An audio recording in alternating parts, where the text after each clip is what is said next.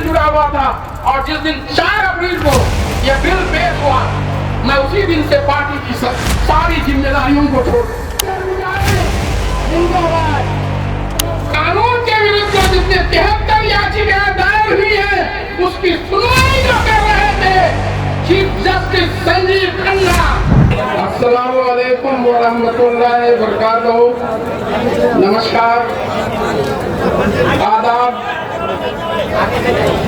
वक्फ संशोधन कानून के विरुद्ध वक्फ जो अब कानून बन गया है, इसको हम लोग मुनज़्ज़म तरीके से, जिस तरह से किसान आंदोलन लगातार साल भर से अधिक जो है इसका विरोध प्रदर्शन एक मुनज़्ज़म तरीके से कर उन्होंने केंद्र सरकार को मजबूर किया कि इस काले कानून को वापस लेना पड़ा।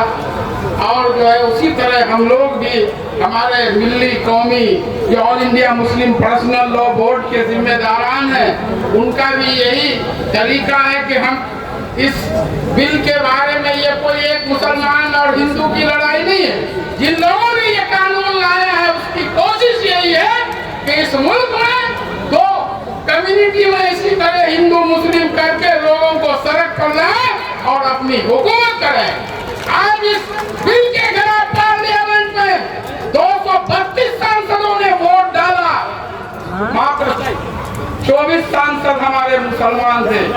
राज्यसभा में 93 सांसद थे, दर्जन भर सांसद भी मुसलमान नहीं थे।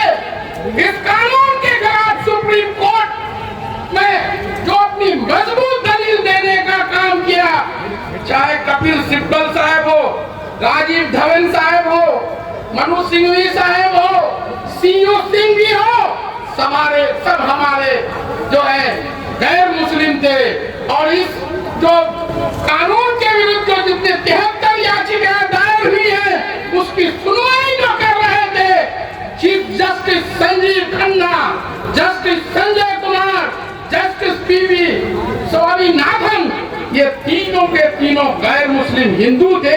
इसलिए कोई भी इस तहरीक को, इस आंदोलन को हिंदू मुसलमान बनाने की आपकी विरोधियों की कोशिश होगी, उसके झांसे में नहीं आएगा। आपके साथ पूरे हिंदुस्तान का हिंदू मुस्लिम सिख ईसाई जो संविधान पर विश्वास करता है, आपके साथ है। यह संविधान की लड़ाई है। इस कानून के तहत जो B.R. अम्बेडकर का संविधान है, आर्टिकल 14, आर्टिकल 25, आर्टिकल 26 का उल्लंघन किया गया है।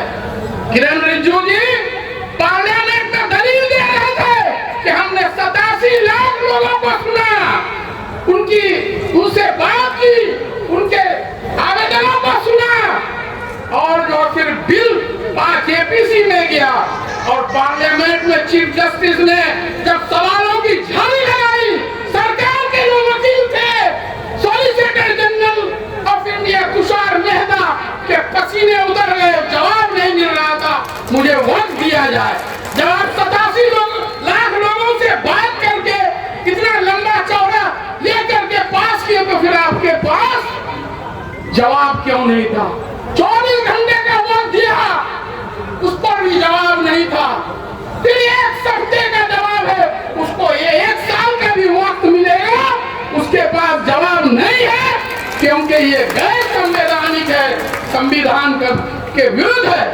और इस बिल में कपिल सिब्बल साहब बता रहे थे कि जब ओरिजिनल बिल लोकसभा में पेश किया गया तो protection of ancient monument act, preservation and protection of ancient monument act, ये उस बिल में नहीं था।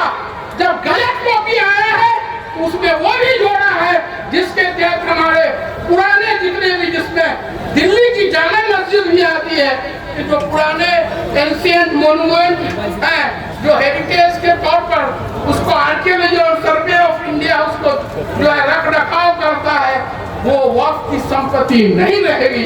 ये गंभीर बात है। ये लोग बोलते हैं कि हमने वक्फ को बर्बादी से बचाने का काम किया।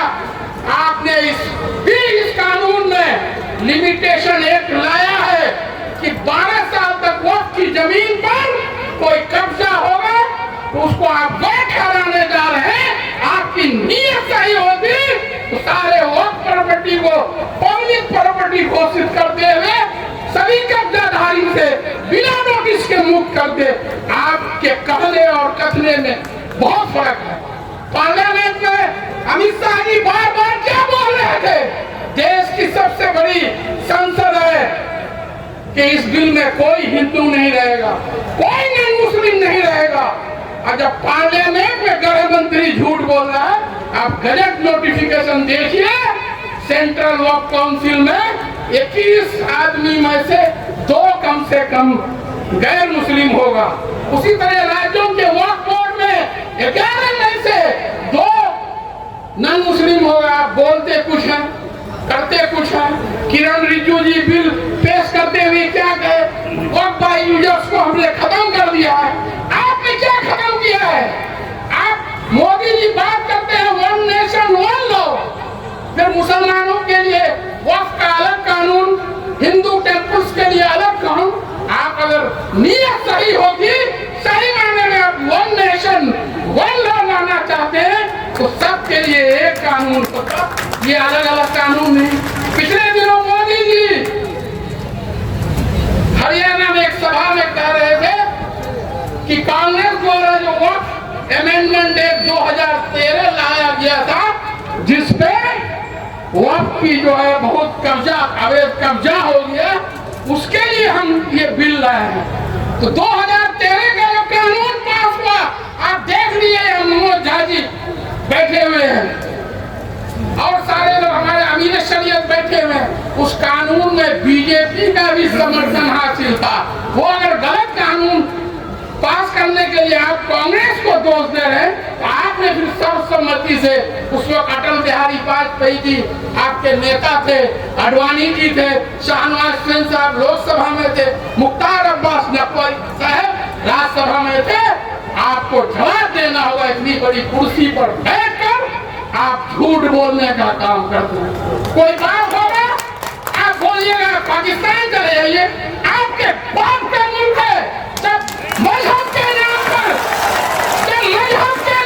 इस मुल्क का बंटवारा हो रहा था, हमारे आबाद और अजदाद ने मजहब को ठुकरा दिया कि हम इस मुल्क में रहेंगे। मजहब के नाम पर मुल्क की जो तस्लीम हो रहा था उसको लात मार दिया। आज हम पर आप उंगली उठा रहे हैं। हम अगर विदेशी हैं तो तुम भी विदेशी हो। इस देश का अगर असली नागरिक है तो यहाँ के मूल आदिवासी जो है वही असली नागरिक है, बाकी सारे लोग यहाँ विदेशी हैं। आप लोग इतने बड़े पद पर रहते हैं और इस तरह की झूठ बोलते हैं, पार्लियामेंट में झूठ बोलते हैं, तो आदमी जाएगा तो कहाँ जाएगा। इसलिए मैं 15 साल से जनता दल यूनाइटेड में पिछले 15 साल से जुड़ा हुआ था और जिस दिन 4 अप्रैल को यह बिल पेश हुआ, मैं उसी दिन से पार्टी की सारी जिम्मेदारियों को छोड़ 5 तारीख को मैं खुद अमीर सैयद हजरत फैसल वली रहमानी साहब से मिलकर उनसे भी मशवरा लिया, उनसे भी गाइडलाइन लिया।